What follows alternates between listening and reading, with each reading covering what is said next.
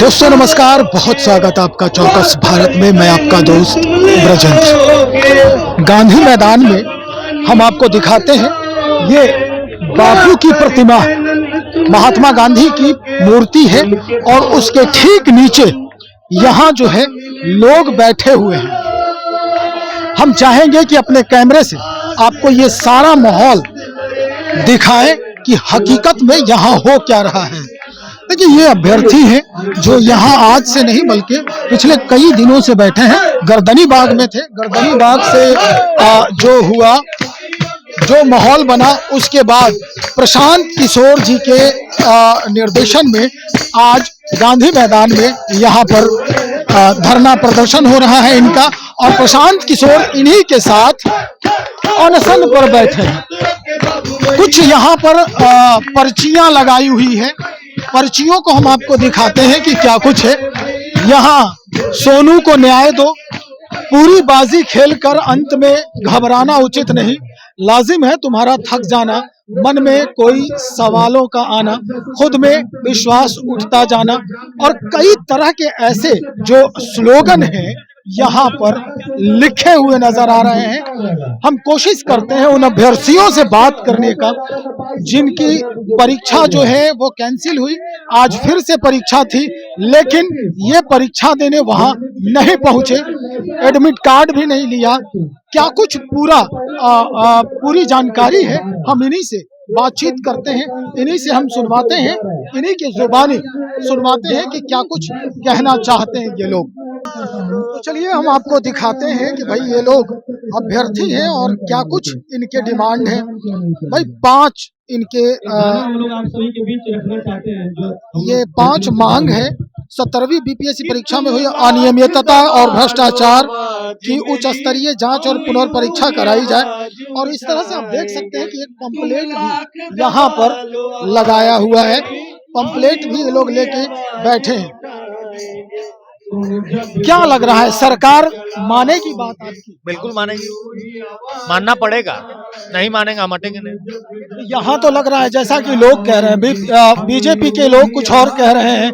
कहना है कि भाई प्रशांत किशोर पूरा इसको मोड़ रहे हैं, अलग मोड़ दे रहे हैं। पप्पू यादव भी कह रहे हैं कि जिसके गाइडलाइन में ये पूरा कहानी चल रहा है, कहीं ना कहीं वो बड़े कारपोरेट जगत से हैंडल हो रहा है। पप्पू यादव जी का क्या अस्तित्व है आपको भी पता है। वही पप्पू यादव है कि हम लोगों के सामने, प्रशांत जी के सामने आकर के कुछ ऐसी मांग उन्होंने रखा था जो बिहार के राजनीति के लिए ठीक नहीं था। क्या मांग? कुछ दिन पहले ही प्रशांत जी ने अभी आप लोगों को खुलासा किया कि वही पप्पू जी हैं जो उसी दहलीज पर आकर के मांग रहे थे कि हाँ भैया हमको कोई बिहार सरकार में जगह दिलवा दी। लेकिन वो तो कह रहे हैं, पप्पू यादव तो कह रहे हैं कि 7 बार जब हम एमपी बन गए तब इनका उदय हुआ। नहीं, बिल्कुल बने हैं। हम कहाँ कह रहे हैं कि वो नहीं बने हैं सांसद, बिल्कुल बने हैं, एमपी बने हैं, बिल्कुल उनकी जनता उनको बनाई है।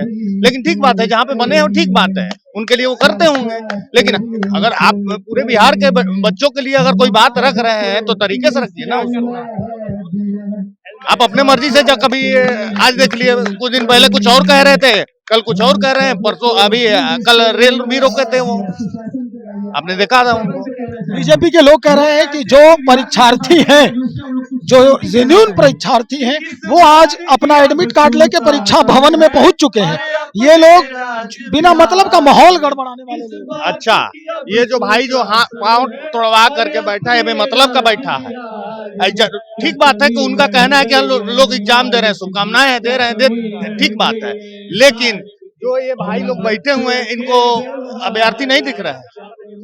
वन टाइम होता है ना, हर एग्जाम में, हर कोई सा भी एग्जाम ले लीजिए, एयरफोर्स का हो या सॉरी बिहार का कोई भी एग्जाम हो, उसमें अनियमितता होती है। आपने भी देखा है, कोई अपने मर्जी से नहीं बोल रहे हैं। आप किसी भी गली चौराहे में जाइए, आपको पता लग जाएगा। अभी जो भी स्टूडेंट्स है उसको वो बता देते हैं कि भैया ये इस सीट के लिए इतना पैसा दिया जा रहा है और ले रहे हैं। हर स्टूडेंट पता है, हर सबको पता है, लेकिन नेताजी को नहीं पता है, नीतीश जी को नहीं पता है। काहे नहीं पता भैया आपको? क्योंकि आप ले रहे हैं, उसका अगुआ आप हैं, तभी ना आपको नहीं पता है। सबको पता है, आपको पता नहीं है। आप भी उसी के शिकार है ना भैया। सब लोग यहाँ कौन बैठा है? अगर जिसके पास रोजी रोजगार होता तो यहाँ क्यों बैठता भाई? नहीं अगर मानती है सरकार तब क्या करेंगे, स्टैंड क्या होगा? नहीं मानेगी हम बैठे रहेंगे, नहीं मानेगी हम बैठे रहेंगे। प्रशांत जी ने कल ही बताया है कि अगर नहीं मानता है सरकार, अगर हमको उठा के ले जाइए, लेकिन फिर आएंगे हम छूट के, इससे बड़े संख्या से आएंगे। पर तुमने जो मारा, पूछने लगे हम, कोई तुम अंग्रेज तो नहीं, कोई तुम अंग्रेज तो नहीं। हमारे हौसलों को क्यों डराते हो साहब? हमारे हौसलों को क्यों डराते हो? क्यों हमें बेवश बनाते हो? जो चल रहा है वो सच्चाई की डगर है, उसे क्यों छल से तुम गिराना चाहते हो? हमारे हाथों में हिंसा का जहर है, क्या मिला उससे? कुछ ठहर है। हम कल भी खड़े थे, आज भी करे हैं, तुमसे लड़ने को अब हम छात्र खुद ही बड़े हैं। मत भूलो यह भारत नया है। जो लोग स्थापित करना चाहते हैं लाठी तंत्र को, हम उन्हें कहना चाहते हैं, मत भूलो यह भारत नया है, हर अन्याय को मिटाएगा यह दिया है। हम कलम से लिखेंगे इतिहास नया, तुम छात्रों को मिटा न सकोगे कभी यहाँ। हम चलेंगे जहां भी बना लेंगे राह, तुम्हारी हर साजिश होगी तबाह, और पूछेंगे तुमसे हम हर बार यहाँ। जब जब लाठी चलाओगे हम यही पूछेंगे, कहीं तुम अंग्रेज तो नहीं, कहीं तुम अंग्रेज तो नहीं। ये बड़ी विडंबना है, आप भी वहाँ लाठी खाए हैं और जिस तरह से दर्द बयां कर रहे हैं, आज आप ही के सहयोगी, आप ही के सहपाठी, आप ही के जो साथ चलने वाले लोग हैं, कुछ लोग परीक्षा भवन में पहुंचे हुए हैं एडमिट कार्ड लेकर। आपने मार भी खाया, हॉस्पिटलाइज भी रहे, अभी भी आपके हाथ में पट्टी जो है वो लगी हुई है, क्या कहेंगे अब इसमें? देखिए सर, जो आपने पहला सवाल पूछा, मैं क्रम वाइज आपको जो है जवाब देना चाहता हूँ। आपने पहला सवाल पूछा कि आपके साथी जो एग्जाम देने जा रहे हैं, हमने सभी साथी को कहा कि आप एग्जाम दीजिए। इस निकम्मी सरकार पे अब हमें भरोसा नहीं रह गया है, लेकिन फिर भी हम चाचा से मांग करते हैं कि चाचा अगर आपको हमारी आहुति की जरूरत है तो मांग लो, हम जान देने के लिए बैठे हुए हैं। लेकिन मैं उन सभी साथियों को कहना चाहता हूँ, आप एग्जाम सेंटर से जब निकले तो आप पत्रकारों से मुखातिब जरूर हो, और मुखातिब होते हुए उन्हें बताएं कि बीपीएससी का क्या आज चरणबद्ध रवैया रहा, क्या सवाल उन्होंने पूछे और विगत दिनों में क्या सवाल पूछा गया। और बात हमने यह रखी है कि आज हमारे साथ प्रशांत जी बैठे हुए हैं, हम नहीं जानते ये किस पार्टी के संस्थापक है या किस पार्टी के सचेतक है। हम सिर्फ ये जानते हैं कि हमारे साथ है और हमारे लिए अमरण अनशन पर बैठे हैं।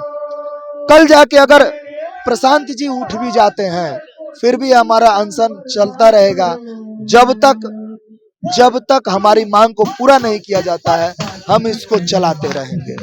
ये बंद होने वाला नहीं है, क्योंकि ये सरकार, ये आयोग जिस हठ धर्मिता पर अड़ी हुई है, हमें तो अब लगने लगा है कि शायद छात्रों को आत्मदाह करना पड़ेगा तब जाकर के सरकार मानेगी। लेकिन अभी तक तो हमारी सोच को ये तोड़ नहीं पाए हैं। हम अपने हौसलों के साथ इनसे लड़ते रहेंगे और जब तक ये नहीं मानेंगे तब तक लड़ते रहेंगे। सत्याग्रह का मतलब ये नहीं कि हमारे साथ भीड़ हो। अगर हम 5 साथी भी सत्याग्रह पर बैठे रहेंगे तो इनको मुंह तोड़ जवाब हम देंगे और ये अनंत काल तक देते रहेंगे। जी देखिए, विधानसभा चुनाव है 2025 में, क्या लगता है आपको माहौल बदलेगा कुछ? वो तो हमारे अभिभावकों को सोचना चाहिए जिनके हम बच्चे हैं। वो तो बिहार के हमारे गार्जियन, हमारे छात्र दोस्तों को सोचना चाहिए कि आज आप ही के बेटे, आप ही के भाई, आप ही के बच्चों के साथ क्या अन्याय हो रहा है। मैं तो आग्रह करता हूँ नीतीश कुमार जी से कि साहब आप आ करके हमारी मांग को सुन लीजिए आज भी, नहीं तो 2025 में ये 1.25 करोड़ जो सिर्फ छात्रों की जनसंख्या है वो आपको मुंह तोड़ जवाब देगी।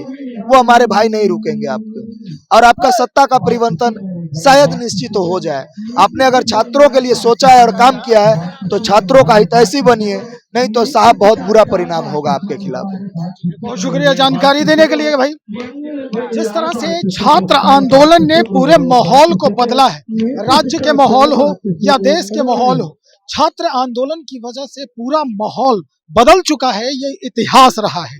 लेकिन जिस तरह से यहाँ माहौल बन रहे हैं, ये निश्चित तौर पर देखा जा सकता है कि किस तरह से यहाँ लोग जो है यहाँ पहुंचे हैं और किस तरह से लोग इंतजार कर रहे हैं राज्य के मुखिया को यहाँ आने का और बातचीत करके हल ढूंढने का।